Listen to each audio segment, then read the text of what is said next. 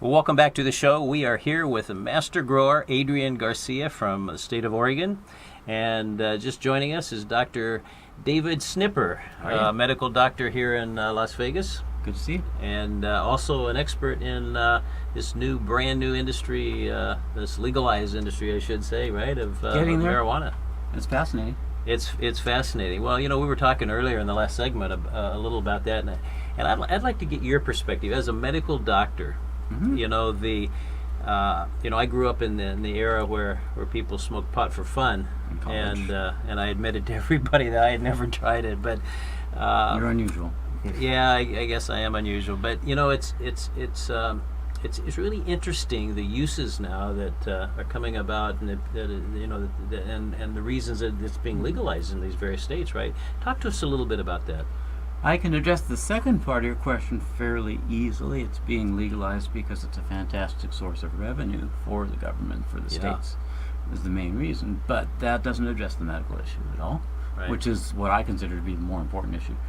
Medically, we've discovered only in the last 30 years that there are medical uses to the plant, that it has compounds called cannabinoids, which are similar to cannabinoids inside our body. We make cannabinoids, the plant does also. They're a little different, but they work in a similar way.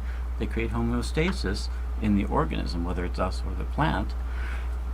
And it just so happens that one of them, THC, also creates a psychogenic effect, which is why people like to get stoned, but that's only one of the very few effects, one of the very many effects that the plant has.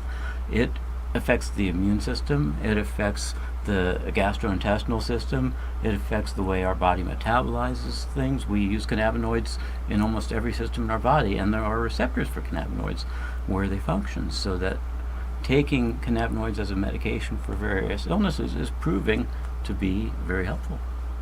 In fact, sometimes more helpful than conventional medicines. It's very interesting. We were talking about CBDs, and I know a lot of the CBD products on the market come from the hemp plant, but it also can come from the marijuana plant. Is there a difference? Does it matter where it comes from? Well, there is a difference in terms of marketing and in terms of the way the plant appears. A hemp plant looks different, but it's the same plant. Hemp is a marijuana plant, but it doesn't produce THC, so it doesn't produce any psychogenic compounds, and that's why it's been proven useful in a lot of ways. And CBD is the other cannabinoid that's most prominent besides THC, which also has a lot of beneficial effects, but it doesn't make you stoned. I see. So, what kinds of diseases or conditions that people have that could be helped by marijuana? So let's be clear. As a doctor, I'm a scientist. So in no case am I saying that this medicine treats that disease. Okay. That requires scientific proof, just as it does with regular pharmaceuticals. So you phrased it correctly. What situations might this help with that? And that means anecdotally, some people seem to get better, at least some of the time. And there are a lot of things to answer that. So, for example, we're finding one of the best uses is in treating pain. Whether it's THC, CBD, or both, it is one of the most effective pain medicines, in some cases as effective as narcotics. But while it's psychologically addicting, it's not physically addicting the way narcotics are, which is a huge benefit. I was reading yesterday, I think, an article about this massive influx of pain that college students are having in the states where it's become legalized. That's funny. Yeah, well, that's I guess a side effect of all this, but it really is for legitimate pain, right? It really does make a difference. Yeah, I mean, this is just my own personal opinion. I'm not saying this as a doctor, but last year it was documented there were more deaths from narcotic overdoses in this country than ever before, and more deaths than traffic accidents or violent crime. 33,000 people died last year from narcotic overdoses. That tells you really just how bad that problem is. And why?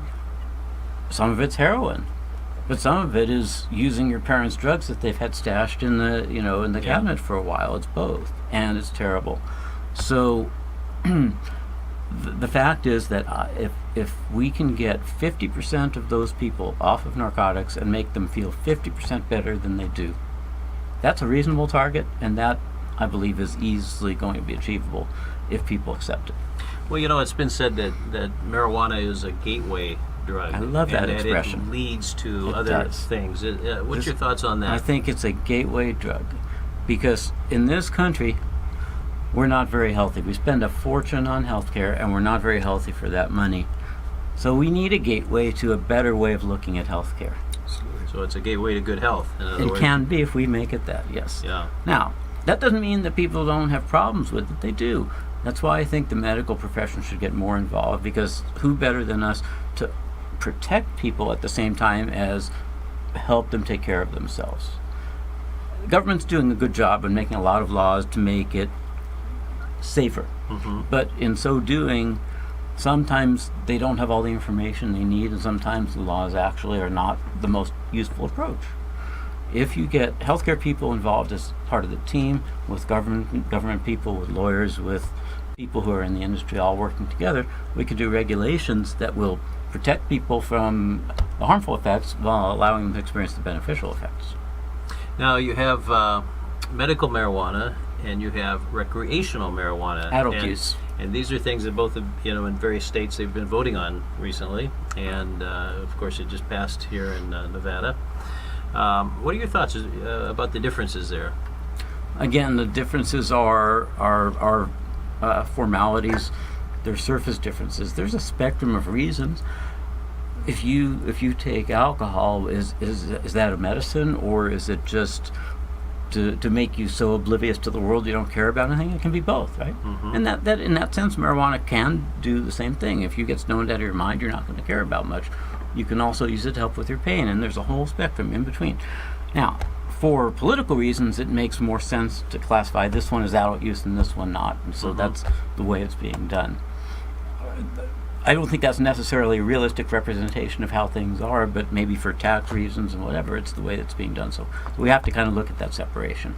This one we can help by promoting good safety regulations, and this one we can help by promoting good medicine. So there's a role in both regardless. Well, I was reading that it wasn't very long ago. It was just in the teens where people, a percentage of people that thought that marijuana should be legalized, and now it's over half. And so, that's now the majority of people think that it should be, and of course we're seeing that from state to state. A lot of it's because of the money that's involved. Yeah. It usually boils down to money, right? But I'm sorry. yeah, no, please. What I tell people, because I know a lot of people that are fairly long-term users of cannabis products, whether for recreation or for medicine, the ones who use it for recreation are pretty laid back about it, and they say, well, it doesn't kill anybody the way alcohol does. I agree, it doesn't. We didn't do such a great job with alcohol. We have opportunity to do a better job when we enact these laws. And why not? Why wouldn't we want to make it better for everybody? Exactly.